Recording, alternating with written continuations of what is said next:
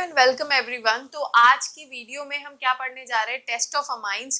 So let's start a video. अब देखो, सबसे पहला टेस्ट जो हमें पढ़ना है वो कौन सा टेस्ट होता है, इट इज कार्बाइलमाइन टेस्ट, या फिर उसे हम लोग क्या बोलते हैं, आइसोसाइनाइड टेस्ट। ठीक है, तो सबसे पहला टेस्ट हम लोग कौन सा पढ़ेंगे, कार्बाइलमाइन, कार्बाइलमाइन, या फिर इसे हम लोग क्या बोलते हैं, आइसोसाइनाइड टेस्ट। ठीक है, आइसोसाइनाइड टेस्ट।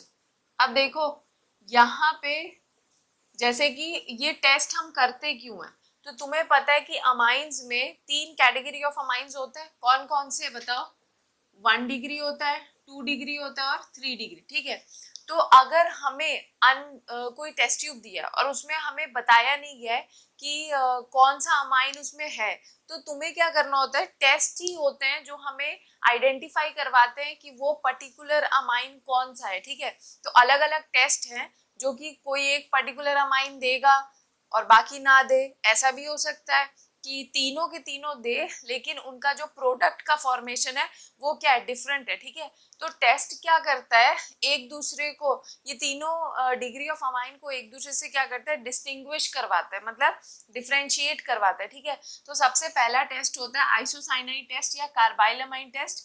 इसमें क्या होता है, ये दोनों aliphatic, both aliphatic and aromatic amine, and aromatic amine दोनों ही ये टेस्ट देते हैं।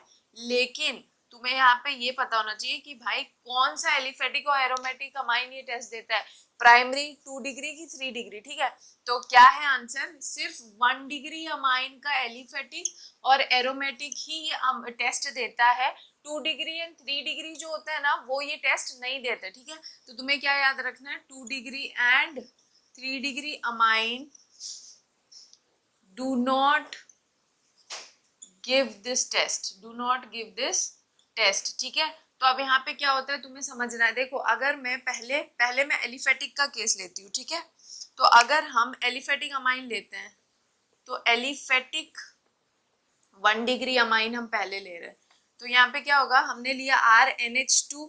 ठीक, इसको हम किसके साथ रिएक्ट करवाते हैं, यहाँ पे कार्बाइलमाइन टेस्ट में क्या होता है ना, जो भी 1 डिग्री अमाइन होता है उसको क्लोरोफॉर्म के साथ वार्म किया जाता है। ठीक है, अब तुम्हें पता होना चाहिए क्लोरोफॉर्म का फॉर्मूला क्या होता है, CHCl3 को ही हम लोग क्या बोलते हैं, क्लोरोफॉर्म। ठीक है, तो क्लोरोफॉर्म के साथ वार्म किया जाता है, इन दोनों को क्या किया जाता है, वार्म किया जाता है इन द प्रेजेंस ऑफ क्या, अल्कोहलिक KOH। ठीक है, in the presence of alcoholic KOH। तो यहाँ पे एक प्रोडक्ट का फॉर्मेशन होता है जिसकी स्मेल बहुत ही गंदी होती है, और वो जो प्रोडक्ट बना है ना उसे हम लोग क्या बोलते हैं, आइसोसाइनाइड या फिर कार्बाइलमाइन। ठीक है, प्रोडक्ट के नाम पे बेसिस पे ही ये टेस्ट का नाम दिया। ठीक, तो यहाँ पे क्या बन जाएगा, RNC। ठीक है, तो ये जो बना है इसे हम लोग क्या बोलते हैं, एल्काइल आइसोसाइनाइड, या फिर इसे तुम लोग क्या बोलोगे, एल्काइल कार्बाइलमाइन। ठीक है, और ये जो सब्सटेंस बनता है ना, इसकी जो स्मेल होती है वो बहुत ही गंदी होती है, फाउल स्मेलिंग सब्सटेंस होता है। ठीक है, साथ में क्या निकलेगा, KCl निकल जाता है प्लस H2O निकलेगा। तुम एक काम करो, इस रिएक्शन को बैलेंस कर दो। ये रिएक्शन अब क्या हो चुका है, बैलेंस हो चुका है। ठीक है, तो अब देखो इसका एरोमेटिक केस भी समझ लो। तो एरोमेटिक में क्या होगा, ArNH2, सेम वही चीज है, इसमें कोई बहुत बड़ा रॉकेट साइंस नहीं है। ठीक है, तो क्लोरोफॉर्म के साथ रिएक्ट किया इन द प्रेजेंस ऑफ क्या, अल्कोहलिक KOH, तो यहाँ पे भी क्या बन जाएगा, ArNC। देखो, तो इसे क्या बोलोगे तुम, एराइल आइसोसाइनाइड। ठीक है, लिख लेना इसका नाम, एराइल आइसोसाइनाइड, या फिर इसे क्या बोलोगे, एराइल कार्बाइलमाइन। ठीक है, इसकी भी स्मेल क्या होगी, बहुत गंदी होती है। ठीक है, तो यही होता है कार्बाइलमाइन टेस्ट, तुम्हें याद रखना है। only it is given by 1 degree aliphatic and aromatic, it is not given by 2 degree and 3 degree। ठीक है, तो देखो अब हम नेक्स्ट टेस्ट पढ़ेंगे जो कि क्या होता है, रिएक्शन विथ नाइट्रस एसिड। ठीक है, नेक्स्ट टेस्ट क्या होता है, रिएक्शन विथ नाइट्रस एसिड। ठीक है, तुम लोगों ने अभी क्या पढ़ा कि जो कार्बाइलमाइन टेस्ट होता है ना, उसमें सिर्फ और सिर्फ क्या होता है, 1 डिग्री ही है जो रिएक्ट करता है। ठीक है, 2 डिग्री 3 डिग्री रिएक्ट नहीं करता है। लेकिन अब देखो नाइट्रस एसिड के साथ ना तीनों ही डिग्री ऑफ अमाइन रिएक्ट करते हैं, हमें सिर्फ डिफरेंट डिफरेंट प्रोडक्ट मिलता है और उसी प्रोडक्ट के बेसिस पे हम ये बता पाते हैं कि अच्छा ये पर्टिकुलर अमाइन जो होगा ना ये 1 डिग्री है, दूसरा बाकी जो है वो 2 डिग्री 3 डिग्री है, ठीक है। तो यहाँ पे क्या बोलोगे, all category of amine, all category of amine react with nitrous acid, ठीक है, रिएक्ट विथ नाइट्रस एसिड, ये बता दिया मैंने। अब देखो यहाँ पे क्या होता है, सबसे पहले तुम्हें ये समझना पड़ेगा कि नाइट्रस एसिड कौन होते हैं, ठीक है। और नाइट्रस एसिड का फॉर्मूला क्या होता है, नाइट्रस एसिड का फॉर्मूला होता है HNO2 या फिर कहीं कहीं तुम्हें लिखा दिखा होगा HONO, ठीक है। अब देखो नाइट्रस एसिड जो होता है ना, जब तुम एनसीईआरटी देखोगे तो एनसीईआरटी में एक टर्म लिखा हुआ है that nitrous acid is prepared in C2। ये क्या होता है, इन C2, ये इन C2 प्रिपरेशन होता है इसका, ठीक है। अब इन C2 का मतलब क्या होता है ये समझो, जो नाइट्रस एसिड होता है ना ये बहुत अनस्टेबल होता है। अब क्योंकि ये अनस्टेबल होता है तो इसे हम क्या करते हैं, रिएक्शन मिक्सचर के टाइम ही प्रिपेयर करते हैं। मतलब ये बाकियों की तरह नहीं है कि अच्छा रखा हुआ है, हमने उठाया इसको 1 डिग्री लिया, 1 डिग्री अमाइन लिया, उसके साथ रिएक्ट करा दिया, प्रोडक्ट बना दे। क्यों ऐसा नहीं कर सकते, क्योंकि ये क्या है, बहुत अनस्टेबल होता है। तो अनस्टेबल होने की वजह से इसको क्या करते हैं, it is prepared during reaction mixture, during reaction mixture, ठीक है। तो इन C2 का मतलब क्या हो गया, तुम लोगों को समझ आ गया ना, जो रिएक्शन मिक्सचर के टाइम ही प्रिपेयर किया जाए ना उसी को क्या बोलते हैं, इन C2 प्रिपरेशन, ठीक। अब देखो नाइट्रस एसिड अगर इन C2 रिएक्शन के टाइम ही प्रिपेयर होता है तो कैसे प्रिपेयर होगा, तुम्हें ये भी तो पता होना चाहिए। तो ये कैसे प्रिपेयर होता है समझो, देखो जब हम सोडियम नाइट्राइट, मैंने यहाँ पे नाइट्राइट बोला ना कि नाइट्रेट बोला है, ठीक है।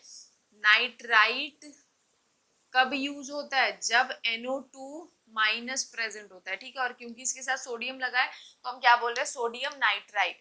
तो क्या करते हैं हम, सोडियम नाइट्राइट को लेते हैं, उसको क्या करते हैं एसिड के साथ रिएक्ट करेंगे और वो एसिड हमने लिया है HCl, तुम यहाँ पे H2SO4 भी ले सकते हो, ठीक है।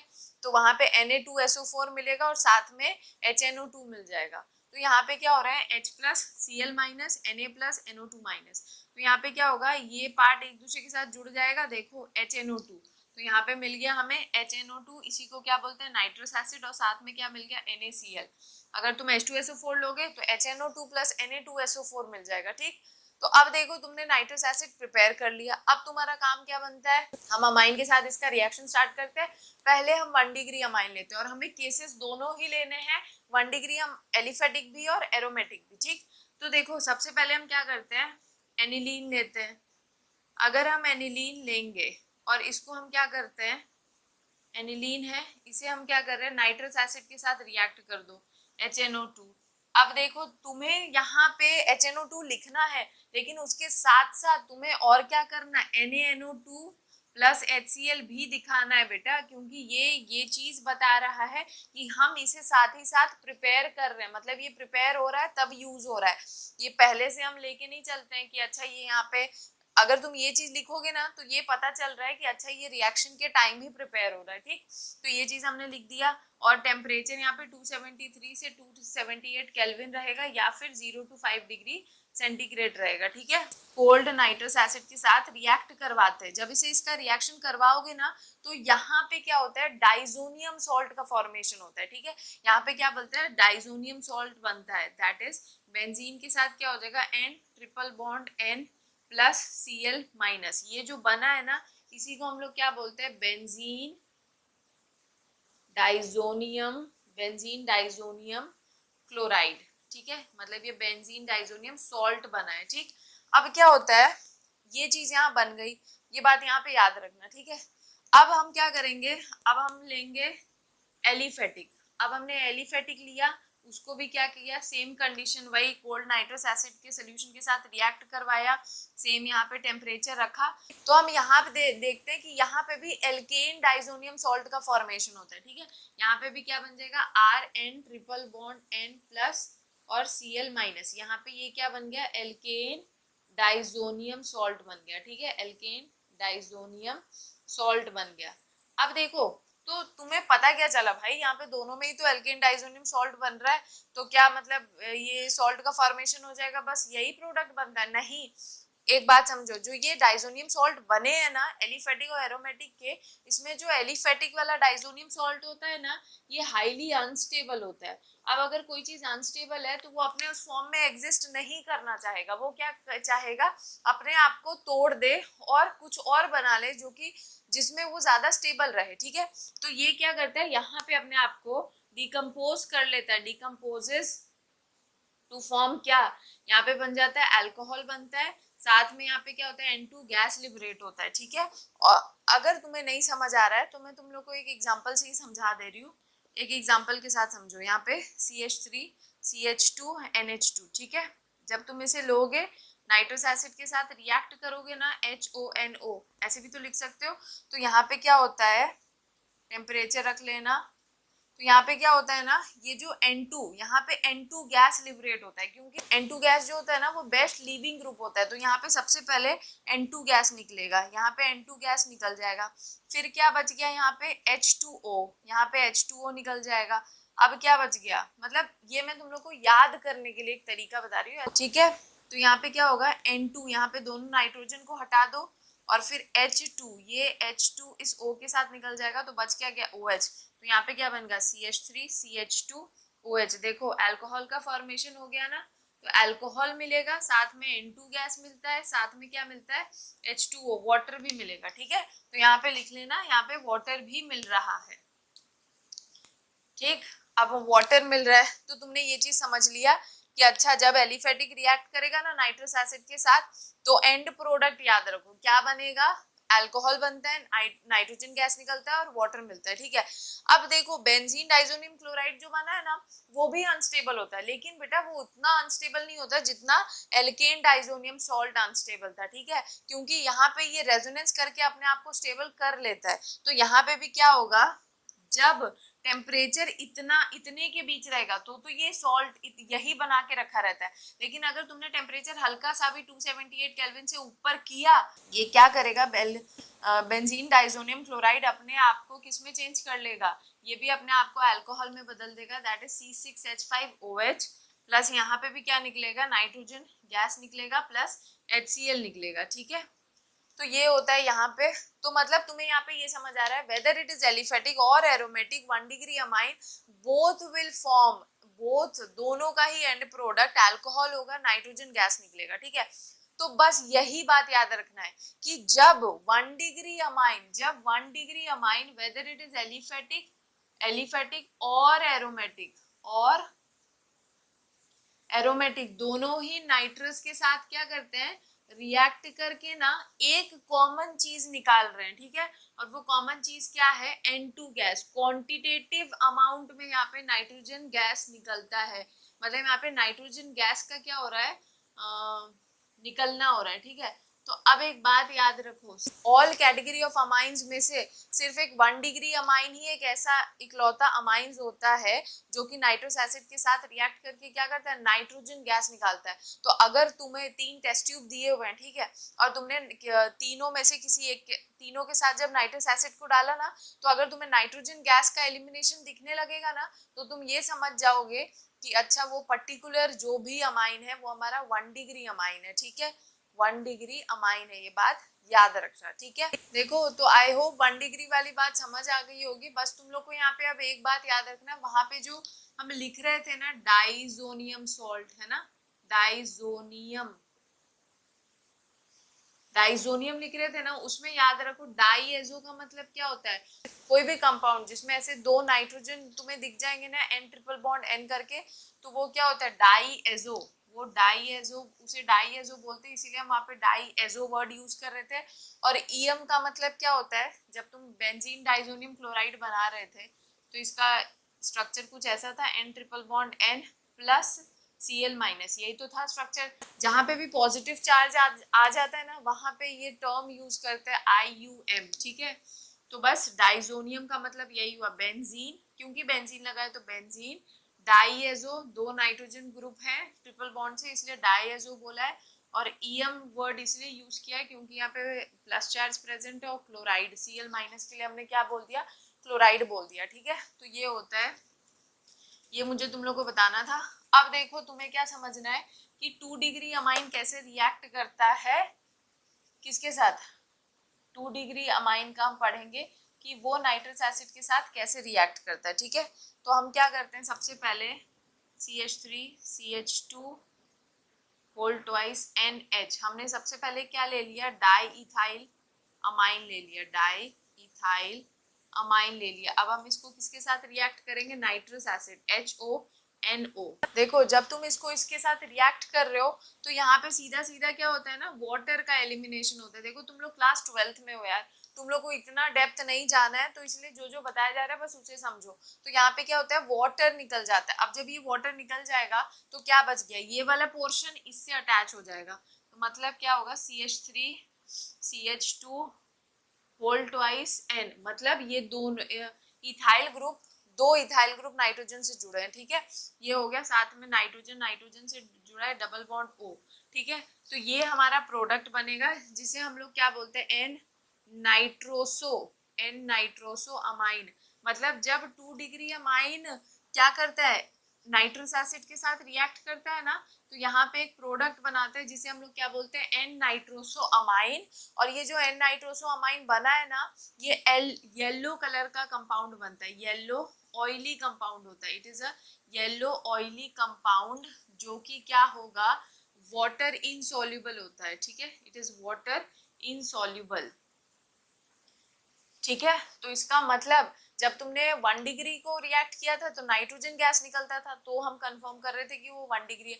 जब 2 डिग्री अमाइन को नाइट्रस के साथ रिएक्ट करते हो ना, तो एक कंपाउंड बनता है जिसका कलर कैसा होता है, येलो कलर कंपाउंड होता है। तो हम ये बता देते हैं कि अच्छा ठीक है, वो पर्टिकुलर कंपाउंड क्या है हमारा, 2 डिग्री अमाइन है जो नाइट्रस एसिड के साथ रिएक्ट कर रहा है, ठीक है। तो अब इसका नेमिंग कैसे करोगे, देखो ये जो ग्रुप है ना, इसे नाइट्रोसो बोलते हैं, और क्योंकि नाइट्रोजन से जुड़ा है तो हम इसे क्या बोलोगे, क्या बोलेंगे, एन नाइट्रोसो, क्या हो जाएगा, 2 इथाइल ग्रुप जुड़ा है ना, तो di ethyl amine, di ethyl amine ये हो जाएगा। और साथ में क्या निकल गया, वाटर निकल गया, ठीक।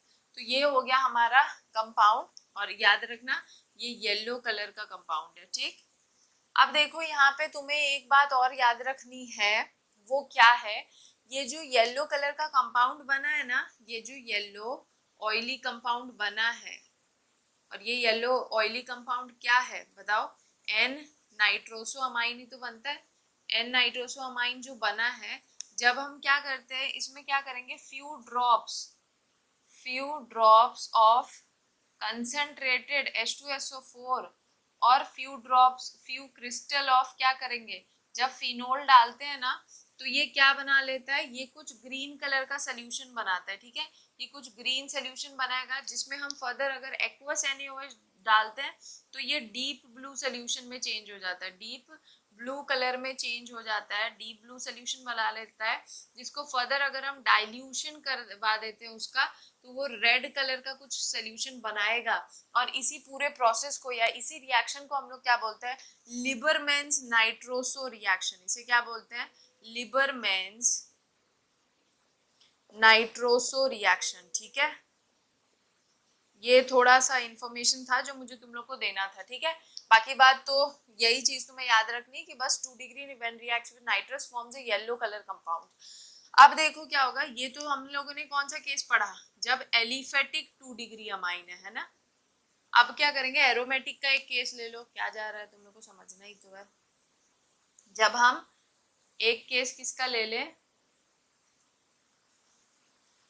एरोमेटिक का, तो यहाँ पे भी क्या होगा, वही चीज बताया मैंने, H2O निकाल दो तो क्या बना लेगा बताओ, ये होगा बेंजीन, उसके साथ NCH3 N double bond O, ये बन गया। इसका नाम क्या होता है, N nitroso N methyl aniline, ये इसका नाम हो जाएगा, ठीक है। एन नाइट्रोसो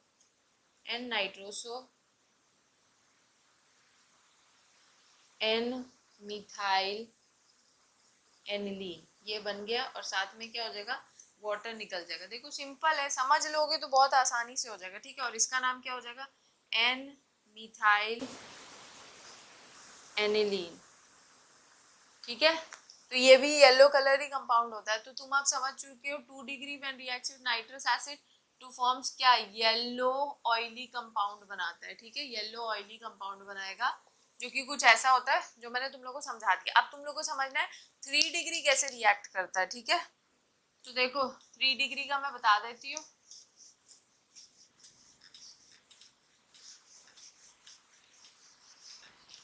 आई होप इतनी बातें समझ आ गई होगी तुम लोगों को।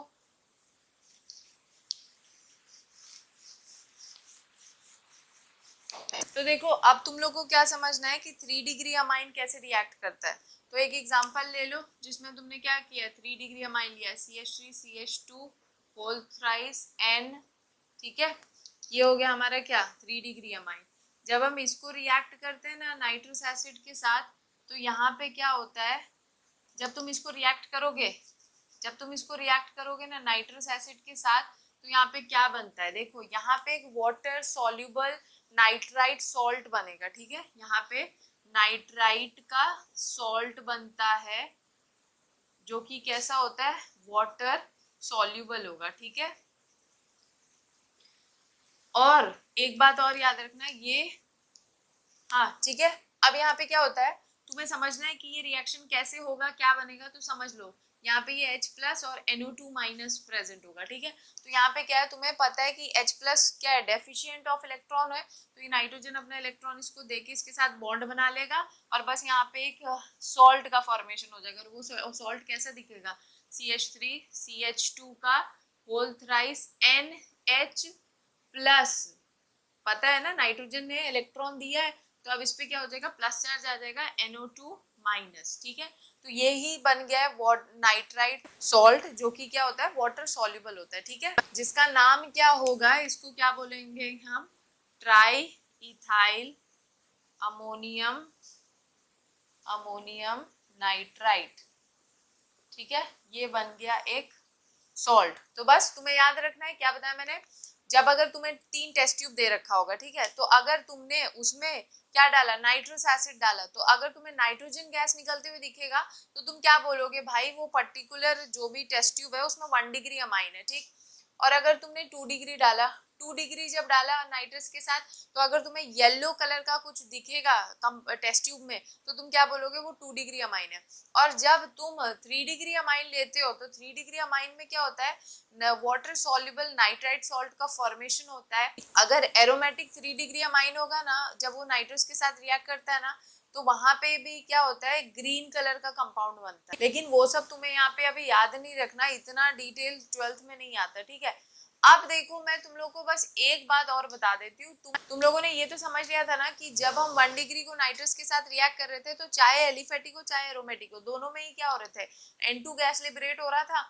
तो अगर तुम्हें थोड़ा सा नॉलेज ज्यादा चाहिए तो इतना समझ लो कि हम कैसे पता करेंगे कि अच्छा वो पर्टिकुलर जो भी टेस्ट ट्यूब है उसमें एलिफेटिक 1 डिग्री ले रखा है कि एरोमेटिक। तो देखो एलिफेटिक है कि एरोमेटिक है, तो उसके लिए चेक करने के लिए क्या करते हैं, हम एजोडाई टेस्ट करते हैं। एजोडाई टेस्ट में क्या होता है, उसी टेस्ट ट्यूब में जो अगर तुमने पहले कंफर्म कर लिया कि वो 1 डिग्री अमाइन है, तो अब उसी टेस्ट ट्यूब में क्या करो, बीटा नैप्थोल डाल दो। तो जब हम उसमें बीटा नैप्थोल डालते हैं ना उसी सोल्यूशन में, तो अगर वो ऑरेंज या रेड डाई का फॉर्मेशन कर देगा, तो तुम क्या बोलोगे, उससे ये चीज कंफर्म हो जाएगा कि वो जो भी पर्टिकुलर अमाइन है वो पर्टिकुलरली 1 डिग्री तो है, वो हमें पता है, लेकिन वो 1 डिग्री एरोमेटिक अमाइन होगा। ठीक है, तो अगर तुम्हें 1 डिग्री में ही कंफर्म करना है कि वो एलिफेटिक है कि एरोमेटिक, तो वो एजोडाई टेस्ट से कंफर्म करते हैं। ठीक है, तो है तो बहुत कुछ बताने को, लेकिन इतना तुम लोग को चाहिए नहीं नॉलेज, इतना 12th में पूछा नहीं जाता है। ठीक है, तो ये था टेस्ट ऑफ अमाइन, जिसमें तुम लोगों ने पढ़ा carbylamine test, reaction with nitrous acid. अब बस एक बचता है जिसे हम लोग क्या बोलेंगे, reaction with benzene sulphonyl chloride, जो कि हम क्या करेंगे नेक्स्ट टॉपिक में पढ़ेंगे।